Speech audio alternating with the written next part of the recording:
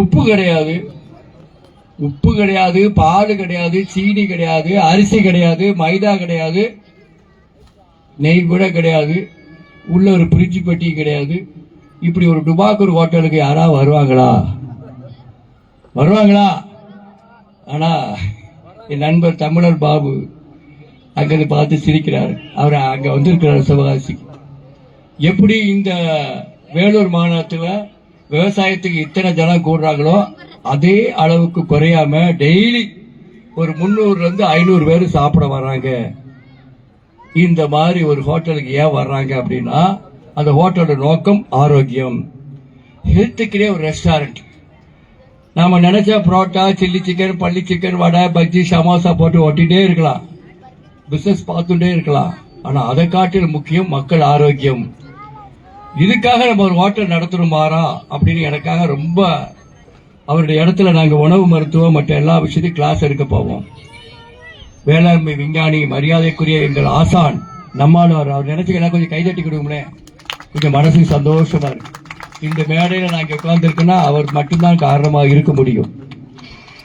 நான் சிவகாசியில 10-15 வருஷமா 22, 23, 24, 25 வருஷமா ஓடிட்டு இருக்கு இந்த ஹோட்டல்.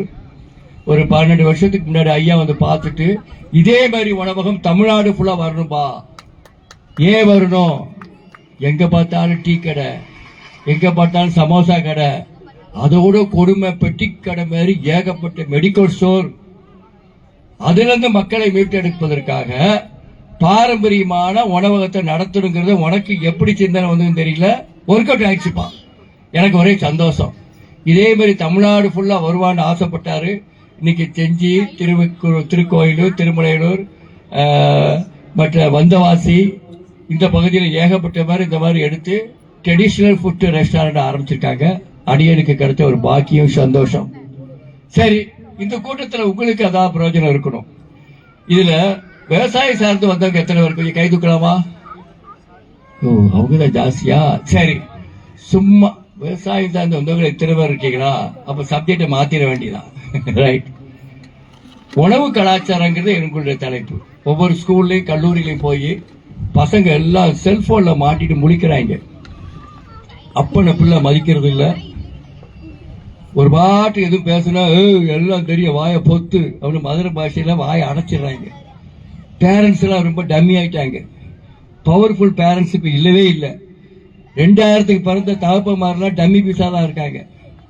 ஒத்த பணம் தான் வச்சிருக்காங்க. அது போல பெத்துக்க வக்கு இல்ல, சாரி எனர்ஜி இல்ல. What is the root cause of the problem பாத்தீங்கன்னா, நம்மளோட டயட் கெட்டு போச்சு, லைஃப் ஸ்டைல் மாறி போச்சு. ராத்திரி பேய் மாதிரி 11 மணிக்கு திங்கிறவங்க ஜாஸ்தி ஆயிடுச்சு. எங்க ஊர்ல திங்கிறவங்கன்னா சாப்பிட்றவங்கன்னு அர்த்தம். அதோட பெரிய கொடுமை, செல்போன் பார்த்துட்டே தான் சாப்பிடுறாங்க. இந்த கன்றாவி எனக்கு கல்யாண வீட்டுல பார்க்கலாம்.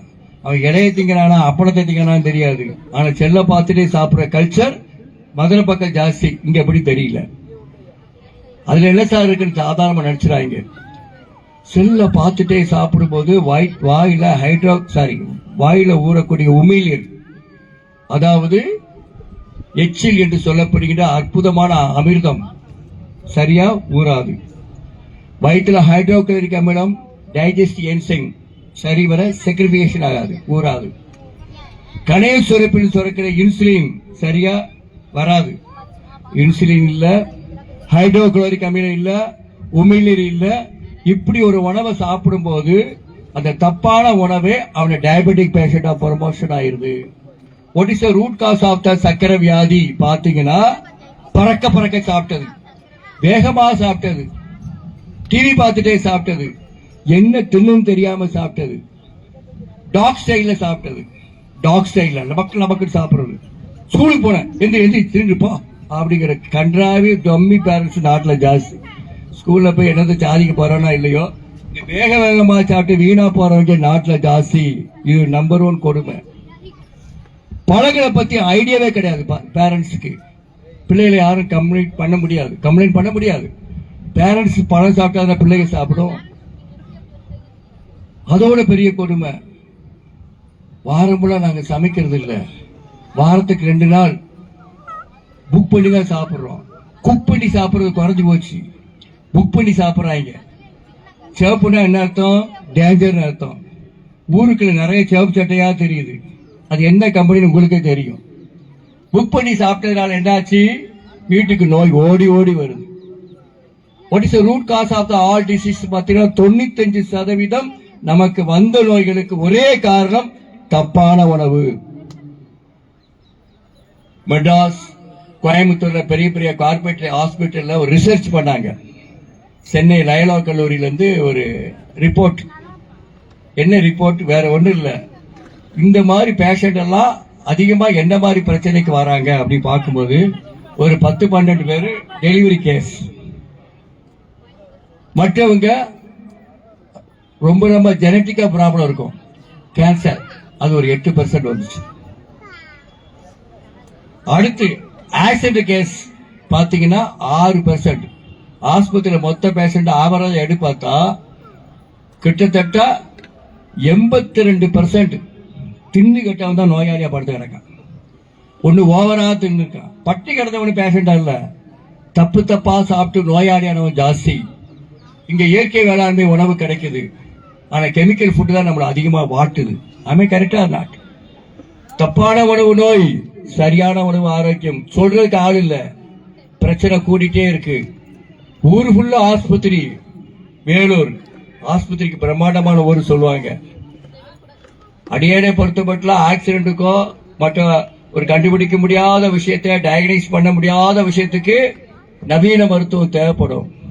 ஆனா 80-90% வரைக்கும் நமக்கு வரக்கூடிய பிரச்சனைகளுக்கு யாத்திரை போற வரைக்கும் மாத்திரை சாப்பிட கேவலம். எதனால? நான் சுகருக்கு மாத்திரை, பிரஷருக்கு மாத்திரை, மூட்டு வலிக்கு மாத்திரை, அதுக்கு மாத்திரை, இதுக்கு மாத்திரை சாப்பிட்டு சாப்பிட்டு சாப்பிட்டு சத்து குறைஞ்சா ஏமாத்திரை, பி மாத்திரை, சி மாத்திரை, ஏமாத்திரை மாத்திரையா தின்னு தின்னு கிட்னி சட்னி ஆகி ஆஸ்பத்திரியில டயாலிஸ் பண்றவங்க ஜாஸ்தி ஆயிட்டு இருக்காங்க. ஆமாவா இல்லையா? நம்மளை சுத்தி நடக்கிற மகா கொடுமை. ஆஸ்பத்திரிக்கு அதிக செலவு, ஆரோக்கியம் இல்ல, புருஷன் பொண்டாட்டி டிவோர்ஸ் ஆயிட்டு இருக்கு, தாம்பத்தியத்தில் சிக்கல், ஸ்கின் ப்ராப்ளம் ஜாஸ்தி.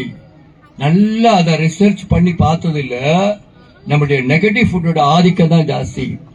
அப்ப அந்த நெகட்டிவ் ஃபுட்ல இருந்து மக்களை காப்பாற்றணும்னா அவனுக்கு மரபணு மாற்றப்படாத நல்ல உணவு கொடுக்கணும், ஹைபிரிட் இல்லாத உணவு கொடுக்கணும், நாட்டு மருந்து, நாட்டு காய்கறிகள், நாட்டு கீரைகள், மரபணு மாற்றப்படாத ட்ரெடிஷனல் ஃபுட்டை கொடுக்கணுங்கிற விஷயம் ரொம்ப பேருக்கு தெரியல. மலட்டுத்தன்மையான உணவு சாப்பிட்டு மலடாதான் ஆகும். ஏன் பேபி கிடைக்கல? ஆண்களுக்கு ஏன் ஸ்பெர்ம் கவுண்டிங் குறையுது? பெண்களுக்கு ஏன் அந்த பீரியட்ஸ் எல்லாம் தப்பு தப்பாகுது? எல்லாத்துக்கும் காரணம் ஒரு டெய்லி ½ செல்ல நோண்டுற நேரத்தில் அந்த பிள்ளைய கொஞ்சம் நோண்டி வீட்டு வா மகனே மாடி தோட்டம் போடுவோம், வீட்டு தோட்டம் போடுவோம்னா வரமாட்டான். என்னத்தையா ஜாலியா அவனை பேசி பேசி கன்வின்ஸ் பண்ணி வீட்டுக்குள்ள ஒரு குட்டி விவசாயம் உருவாக்குனீங்கன்னா கொஞ்சம் கை தட்டுங்களேன். ஆசைக்காக குட்டி விவசாயம் நீங்க இன்னைக்கு உருவாக்குங்க. பசங்களுக்கு டைம் பாஸ்க்கு ஒரு என்டர்டைன்மெண்ட். ஒரு விதைய மண்ணுக்குள்ள போட்டு முளைக்க வச்சு டே பை டேயா அப்படியே செல்போன்ல அப்படியே படம் எடுத்து காட்டுங்க. இதாண்டா வளர்ச்சி சொல்லிக் கொடுங்க. ஏன்னா விவசாயம் தான் இன்னைக்கு அடிப்படை விஷயம். எல்லாருக்கும் தெரியுது, செய்யறதுக்கு ஆள் இல்லை. ஆனா ஃபாரின்ல இருந்து போனவங்க எல்லாரும் இங்க வந்த பிறகு என்ன வளம் இல்லை இந்த திருநாட்டு